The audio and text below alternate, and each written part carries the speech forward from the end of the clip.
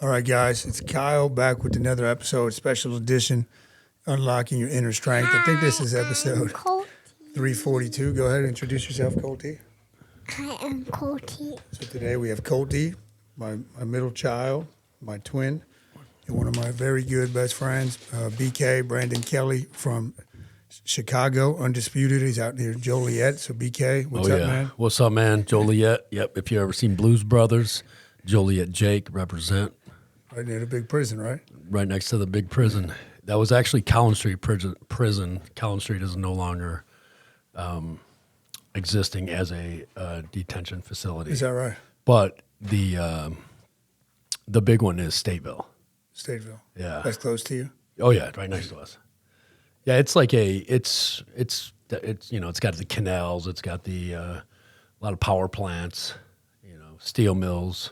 A blue shit collar. like that. Blue collar. Very blue collar. That's actually what I'm talking about tonight. Good. The blue collar approach. I think I told you that. You did, yeah. Yeah, the blue collar approach. It just came to me. I'm like, I'm going to talk about the blue collar approach to intermittent fasting. That's right. So that's why give you guys some background. BK came out. Usually comes out once a year. We got a big seminar, the world's greatest fasting seminar tonight over at our Hillsboro gym. Him and I dropping some bombs on fasting and how to utilize it to really just become the best version of yourself. But why don't we talk? Like, tell us what's going on with you, man. I mean, we got to catch up with everything, but you know, for the people that don't know you, tell us a little bit about what you do out there, what you're known for, what you're looking to do coming up. Oh, man. I don't know, man. What am I known for? Shit. We do a strength gym. We're strength. We do large group strength gym. Started off 1,200 square feet. We have a 7,000 square foot facility now. Recently purchased the strip mall that I originally started renting from 12 years ago. So that's cool. A lot of progression, a lot of growth, a lot of ups, a lot of downs, you know. Blue collar approach with a lot of things that I do. Very basic. I feel like I'm the self-proclaimed king of the basics. I do the fundamentals very well. You know, you ask me to do something technical or speak about some technicality, I'm out. You know, maybe I'll talk about that tonight. But I'm more of a blue collar approach with a lot of my endeavors. I own a nutrition shop about 5 miles west of where my gym is, right next to a Orange Theory. That's most people know what an Orange Theory is by now, but it's a fitness facility place. So we draw some business that way. We also prospect that way as well. Yeah, man, I'm a team leader. I'm a father.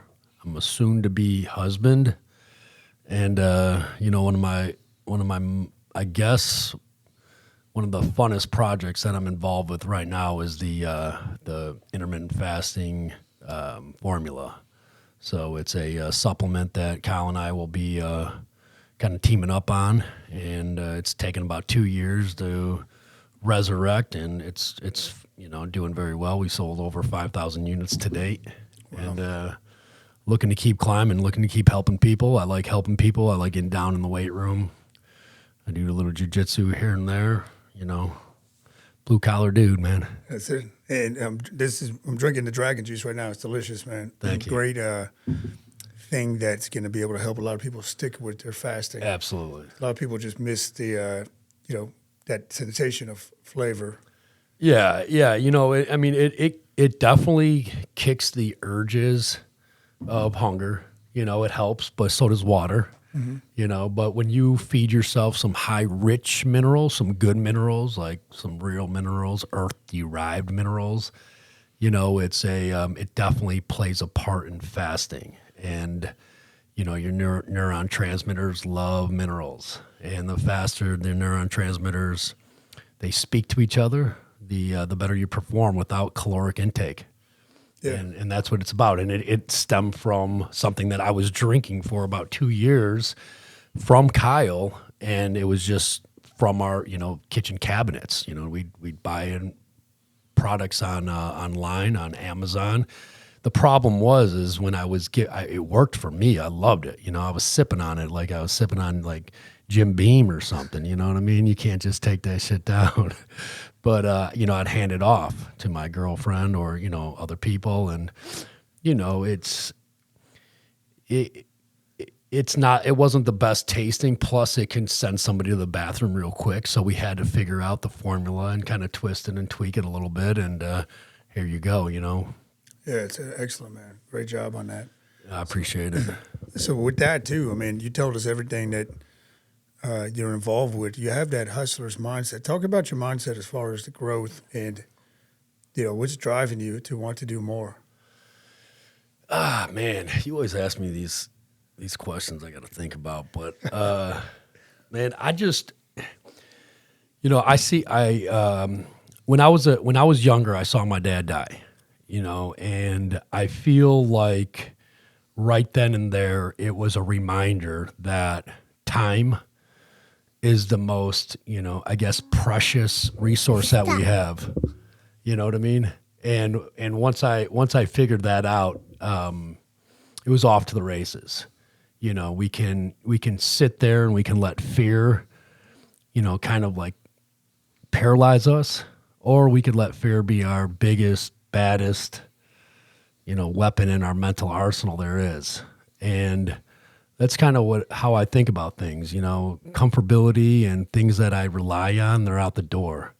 You know, I like that stuff. I like testing myself a little bit here and there, making sure I like to humble myself. I feel like I'm a better person when I'm humbled. I feel like it's very easy for me to say thank you or I'm sorry when I'm humbled. I feel like I have a lot of gratitude when I'm humbled. My egos gets in check the more I humble it.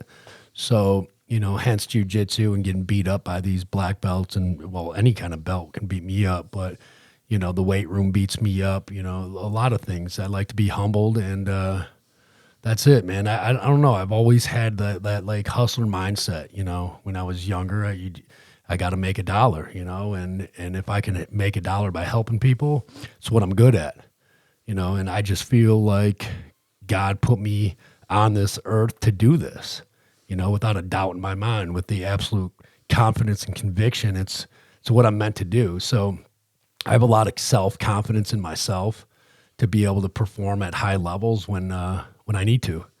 And if you had to define yourself as far as what it is you are in one word, what would you say?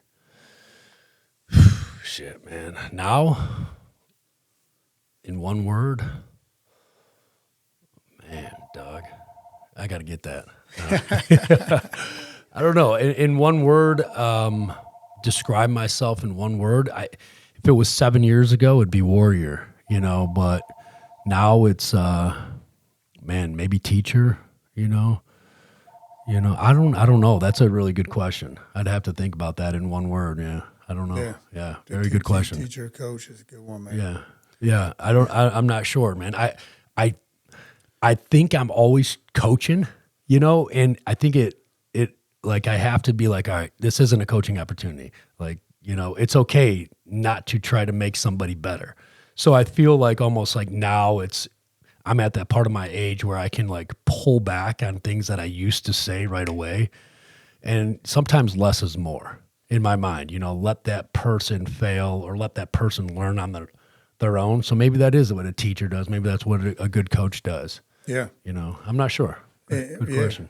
Yeah. And it's, you know, I think back to when I think of coaching or teaching or leading, right? It always starts with ourselves. Yeah.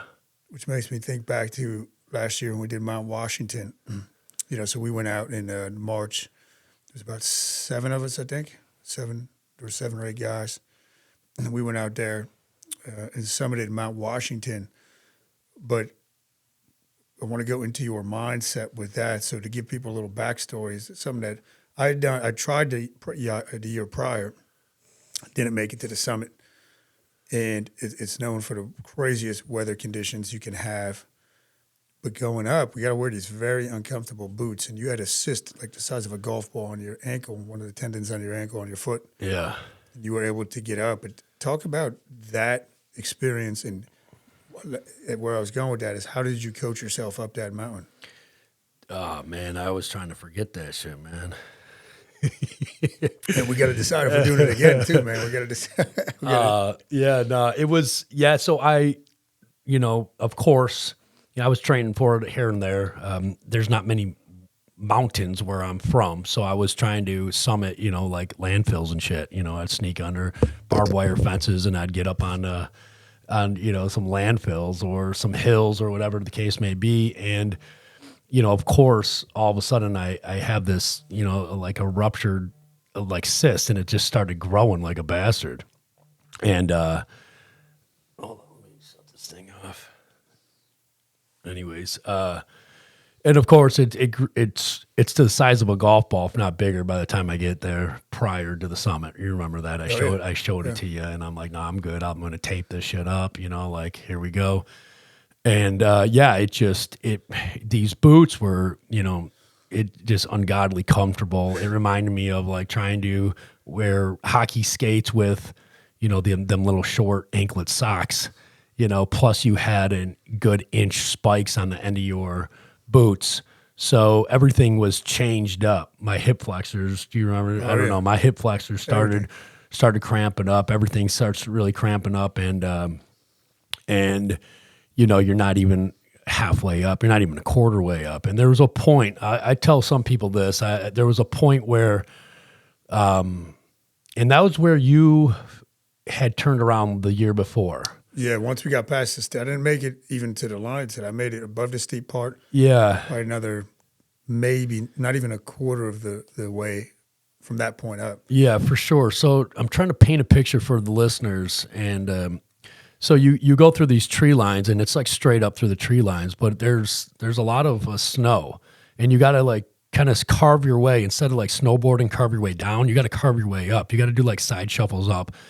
And it takes the breath away from you, because the minute you stop, you start falling back. So you got to hustle.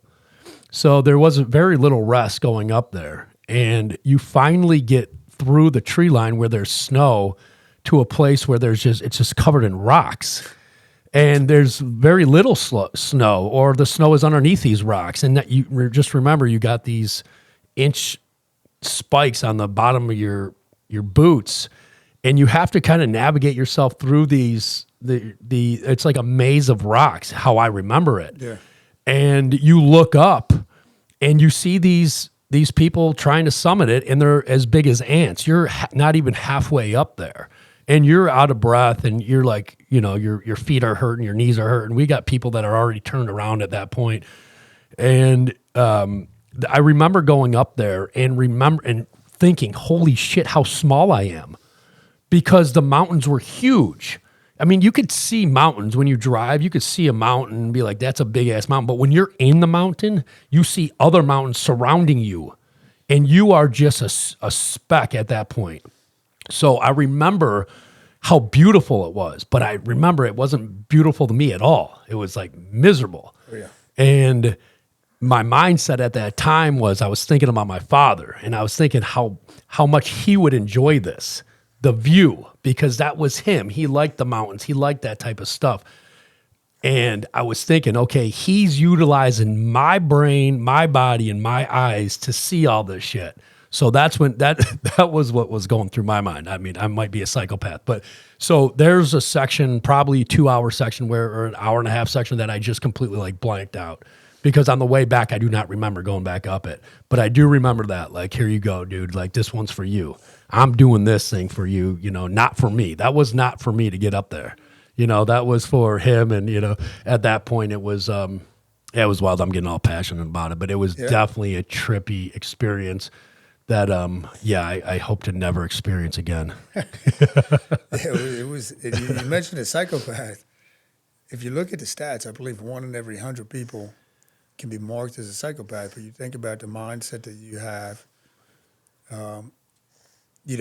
it's less than 1 in 100. So I do think that there's something to tapping into that, our psychopathic tendencies, especially when you're doing something that's extreme. Yeah. Right. When you're doing something that's way out of the ordinary, because like you said, you're above that tree line, and now we had a beautiful day, but it's still cold as heck up there. You got the wind. I don't remember what the temperature was, but it was, sub-zero with the wind chill. Yeah, for sure. It was, and you're sweating. It's just different. It's you can't really conceptualize. It's hard to put a finger on exactly how to explain it. unless you're up in there, Yeah. you know, but it takes everything out of you. And when you think you can't go any further, you do. It was remarkable afterwards. The feeling, you talk about losing your ego. I lost my ego for about 5 days. After. Maybe 5, maybe 4.5, somewhere around there. And I remember I got it back because somebody like cut me up and I was like, cocksucker, you know, and I'm like, oh, there it is, man. He's back, you know, but for like 4 days, I was like with absolute gratitude to everybody, you know, like, hey, just want to say I'm sorry for what happened the other day or whatever the case may be. And it was like, man, what a beautiful sight to see or to feel, to experience. It was. Driving back to the airport in absolute awe and, you know, everybody, you know, it was just cool. It was a cool experience. And that's what I enjoy about life when I get there, you know, after I do those ice baths when it's cold out, it makes me feel like a better person. Yeah. The problems that I think I have are not that big, you know, like prior to it, even though I'm getting better at controlling my thoughts and knowing perception is reality, you know, when you're in the hustle and bustle of where I guess you rely on a lot of people. You know, you expect from a lot of people. And when disappointment happens and just one thing leads to another, you can get angry or upset. You know, you do an ice bath and all that shit's gone. Gone. You know, you get in there for 3 minutes. And now what I'm learning, dude, it's not about in it. It's afterwards. Mm-hmm.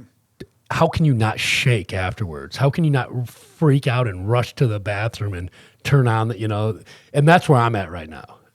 Okay, I gotta be just as calm afterwards as I was in there, you know. And now you're getting a good 10-minute experience instead of just a 3. Yeah, and it's the ice bath is really cool. It's listening to Huberman. He did a whole thing on it. But you talk about the dopamine will raise up to 250%. You know, even in 55 degrees, which isn't that cold. It's cold for most people. And your metabolic rates, you have all these physiological things that it's really awesome.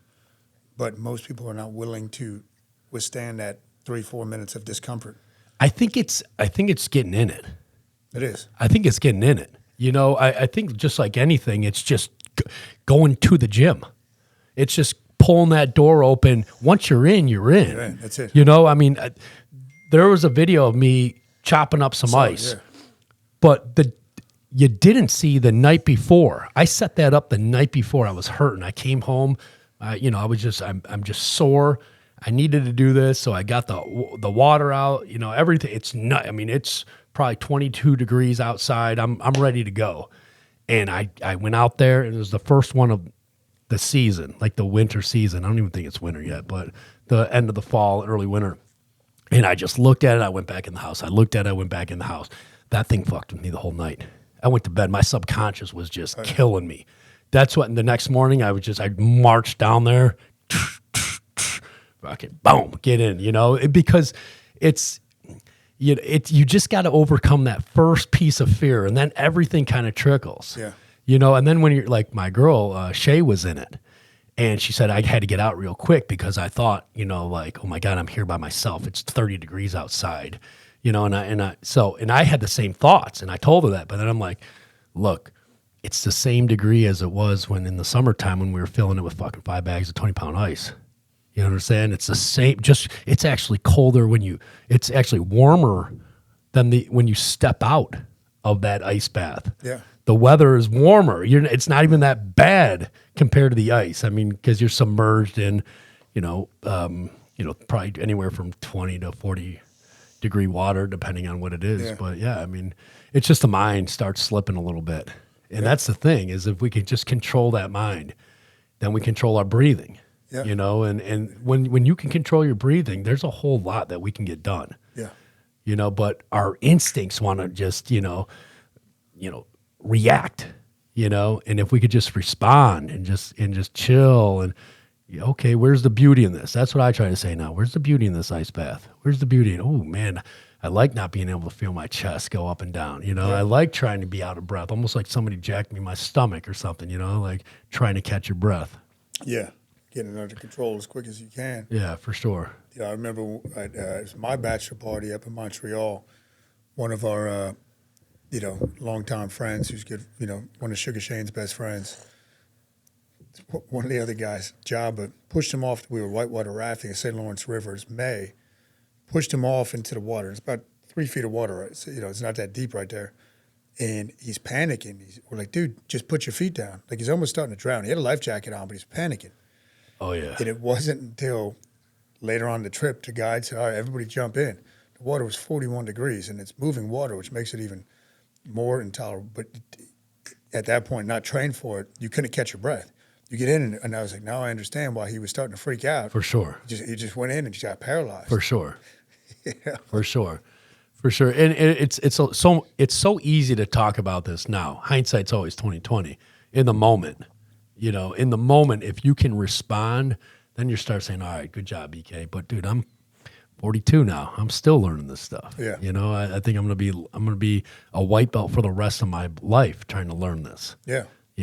Well, I listened to a clip yesterday. I just got the book, didn't start it yet, but I listened to a clip of Rogan and Goggins yesterday, the new one that came out. His new book just came out. And they're really talking about, how Goggins, really his whole thing is he goes to these deep, dark places in his mind, really to try to learn about his mind, right? And I think that's what we're doing with stuff like that is, are you willing to put yourself in a very uncomfortable position, whether it's training or climbing Mount Washington or ice tubs daily, and then seeing what you come back with? It is like a psychedelic trip in a different way where you're going where most people aren't willing to go into those little corners in their mind and never explore them, ever. So you think about how much people miss out on because they're unwilling to do the things that are weird or uncomfortable. yeah, I mean, you just hit it, like how much they're missing out on. Yeah. But when you're training for something in particular, such as a bodybuilding competition, such as a fight, Yeah. at one time, you're either all in or you're not. Are you going to put your body through X, Y, and Z, the degree to get what you're looking for? Yes or no? Because you don't want to, like you ain't trying to go out like Willie Lump Lump. I'm not trying to get drowned in deep waters by somebody else in front of everybody. Like, I'm going to do that prior. I'm going to do that as much as I can in the training aspect. So when shit hits the fan in real life, not like we're all going to be locked in a cage or doing a competition, but when shit does hit the fan in real life, we can respond a little better. We've been there before. Oh, yeah. Even if it's not the exact same, we're searching for it always. We're always chasing curiosity. Yeah. And that's what makes life fun. It is. I mean, anything but boring. Yeah. Yeah. Who wants to be boring or average? To me, it's probably the worst thing in the world to be is mediocre or average, because that means you're just like everybody else. Yeah, I'm excited for tonight, man. I'm not Yeah. going to lie. I chose not to wear my teeth just because I speak better without them. The new teeth that came in, they're probably about, an eighth of an inch too big on the roof of my mouth. So I start lisping. And when that starts happening, I start fucking with myself. Sure. And I start whistling when I say the S's and stuff. So, I chose to do that, but I feel like people will be far enough away not to really know. Like, they'll kind of see, they'll be like, does this motherfucker not have teeth or not? They'll kind of know, but they won't know, Yeah. Yeah, it's going to be good, man. It's going to be we did a seminar back in 2013, 14. 13, it was 14, because I used mind mapping, so I didn't learn that until about then. And that was awesome, man. We had a big turnout, so this is going to be the next of, hopefully many as we partner up on stuff. And really think we could change millions of people's lives with the information. Yeah. When did you start fasting completely? 2014 I started, right? But that was what most people call intermittent. The 16-hour wasn't much, but I was very excited. I knew I was onto something. And then 2019 is when I really stepped it up to the longer form fasting, to create the Panda that year and whatnot. And so 8+ years now, and then with the Panda, 3.5 years, consistently. Do you remember when I was all brain fogged from that hospital? Oh, yeah. And he told me to do a 48-hour fast. Yeah. And I was like, you trying to kill me? I just got out of the hospital, man. Like, what are you doing? It helped, all right? Yeah, it did. I actually reached out to him because I thought he was going to give me some brain exercises. Because at the time I was, what intrigued me to Kyle was his infatuation with the brain and, you know, the different parts of the brain. I didn't know, I knew about the different parts, but I didn't know why it was so important for a human to know that there's different parts of the brain so you can make better choices based on habits and, you know, just, I guess, habitually thinking. And so he told me to do this long fast, and man, I was like, ever since then I was hooked, but it took me a long time to do another 48-hour fast because, you know, it was like the exact opposite that I teach now. Like, I was like, oh my God, I'm at 47. Oh my God, 40, come on, 47:30, man. Like, wow, like just eating like a bastard, you know, instead of just like calming down and everything. Like, I was just counting down the minutes, but I never looked back. So it was cool. I'm kind of glad that happened. Yeah, no. You know, maybe I'll talk about that tonight. Yeah, definitely go over that, man. I remember, you know, these guys were asking how we met. It was when I did the mind map. Did we meet prior to that one presentation back at GFGI? Mm-hmm. Or was that the first time? I think that was the first time. I thought you had said we had met prior to that at something. Yeah, you know what? I think it was at Vince's mentorship. I was out there, but I think you sent Devin there. Maybe, yeah, because I went to the. Do you remember that you sent Devin? And probably, this is before that he hooked up with that other group. Yeah.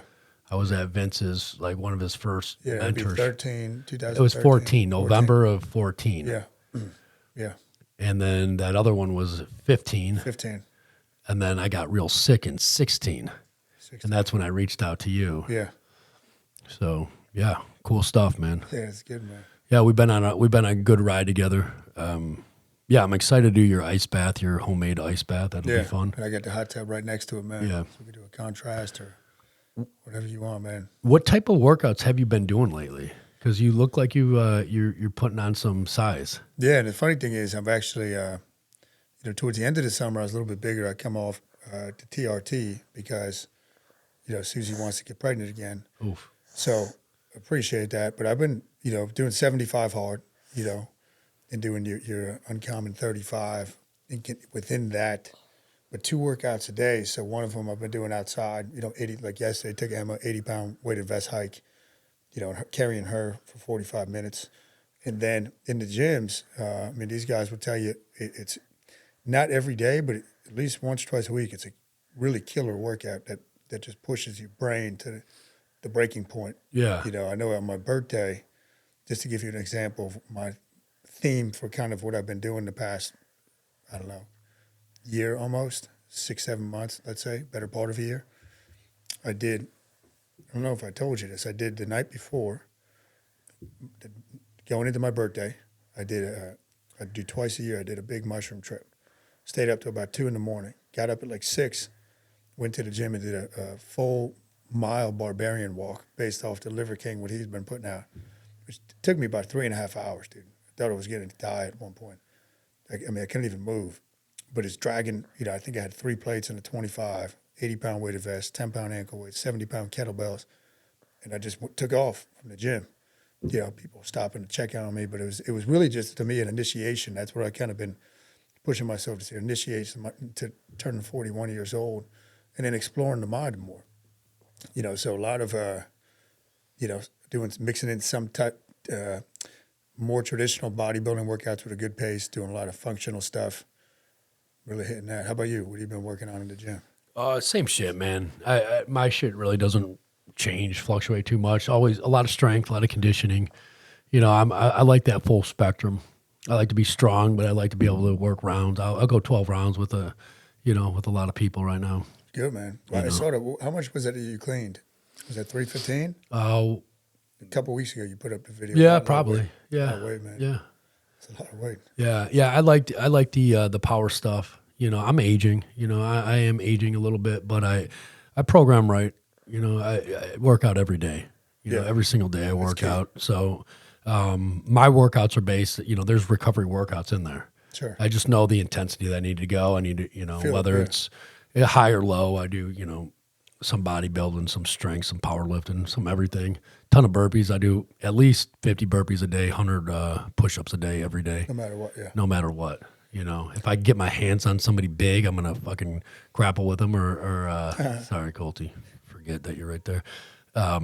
That's why I saw when I came in, I saw Kyle. He was just getting done with his workouut. I've been traveling all day, and I just had to get my hands on him and do some some pummeling. Tell and people shit, about man. that. Tell people about that. Well, pummeling is a underhook. It's a wrestling drill.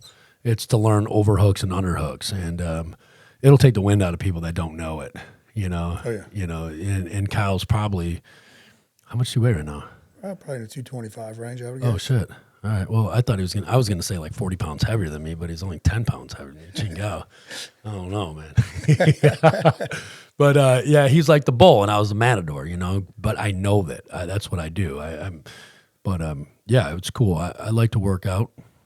I like to have fun.